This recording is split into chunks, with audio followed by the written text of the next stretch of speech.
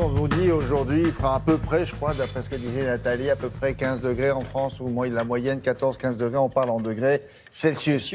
Et pourtant, pendant des siècles, ça n'a pas été comme ça. Et l'histoire de la mesure des températures, ben voilà, c'est ce qu'on va vous expliquer ce matin.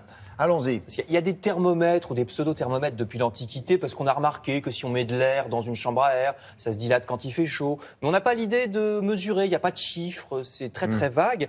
L'idée n'arrive qu'au XVIIe siècle et chaque inventeur au début met un peu les graduations qu'il veut. Donc ça sert à rien parce qu'il n'y a pas de thermomètres qui vont ensemble. 1720 arrive enfin un certain monsieur Fahrenheit. Il habite à Danzig, qui à l'époque est une ville polonaise qu'on voit sur ces images. Il est apprenti chez un commerçant. Il fabrique des thermomètres, mais pour joli, les ouais, c'est joli à l'époque. Ouais. Hein. Mais pour les vendre ces thermomètres, il se dit il faudrait une échelle que tout le monde ait, pareil, la même sur le monde entier, dans le monde entier. Donc le voici, monsieur Daniel Gabriel Fahrenheit.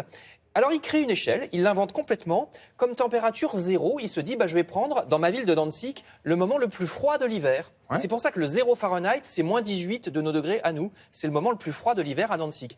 Et donc il crée son thermomètre, et pour le 100, il se dit qu'est-ce que je vais bien pouvoir faire pour la graduation 100.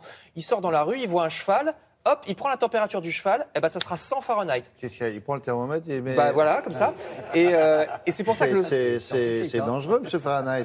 C'est pour ça que le 100 Fahrenheit, c'est environ 38 de nos degrés à nous. Il va se prendre une petite ruvette dans la tronche. C'est la température d'un cheval. Le 100 Fahrenheit, c'est environ 38 de nos degrés. Voilà comment arrive la première échelle un peu normalisée. Les Anglais l'adoptent et ça marche assez bien au début. Mais arrive la Révolution française. La Révolution française, les révolutionnaires, notamment monsieur de Talleyrand que voici, décident de normaliser les poids et les mesures. Donc c'est la création du kilo, du kilomètre, des échelles universelles qu'on trouve partout dans le monde. Talleyrand qui travaille aussi avec monsieur Condorcet que voici, qui est un scientifique et homme politique aussi de l'époque. Et les révolutionnaires se disent Fahrenheit, c'est quand même pas très sérieux. Qu'est-ce que c'est que cette histoire de cheval et d'hiver à Danzig ? Il faudrait créer quelque chose qui soit un peu plus universel, un peu plus scientifique. Et donc ils vont discuter, les révolutionnaires, et ils vont reprendre l'idée d'un monsieur suédois que voici, qui s'appelle monsieur Celsius, qui est mort un petit peu avant. Et Celsius, lui, il s'est dit, on va se baser sur l'eau, parce que l'eau, c'est universel. Ouais. Il y en a partout dans le monde, l'eau. Donc Celsius dit, l'eau qui gèle, ça sera 0 degré, et l'eau qui bout, ça sera 100 degrés. Voilà, il n'y a plus de cheval, là. Et ça marche. Il n'y a plus de cheval, il n'y a plus d'hiver à Danzig, à Marseille ou à Stockholm, ou je ne sais quoi. J'aimais bien le cheval qui avait la fièvre. Voilà, ça marche. Non, c'est 38, c'est normal pour un cheval. Avec le thermomètre. Et donc Celsius, c'est la fameuse échelle qu'on utilise encore aujourd'hui, avec 0 pour l'eau qui gèle, 100 pour l'eau qui bout. Il était suédois, lui. Il était suédois, Celsius, exactement, mais c'est la Révolution française qui propage son idée. C'est pour ça d'ailleurs que les Américains et les Anglais qui nous détestent n'ont pas pris l'échelle Celsius au départ. Ils s'y mettent, les Anglais commencent à s'y mettre, les Américains un peu moins. Je termine avec une autre idée, le zéro absolu. Qu'est-ce que ça veut dire, le zéro absolu en température ? C'est quand le cheval n'a pas mangé suffisamment, alors... Pas du tout.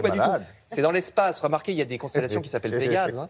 Dans l'espace, le zéro absolu, quand il n'y a plus rien, quand on est loin de toutes les étoiles, de tous les soleils, il n'y a aucune source de chaleur, la température descend à moins 273,15.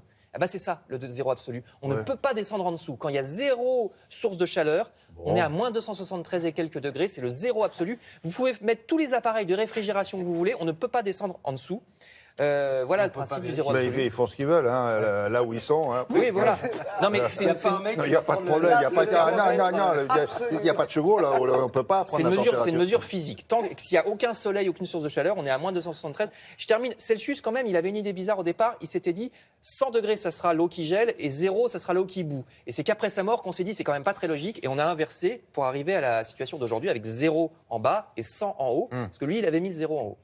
Ce qu'il veut, Celsius. Merci beaucoup, Frédéric.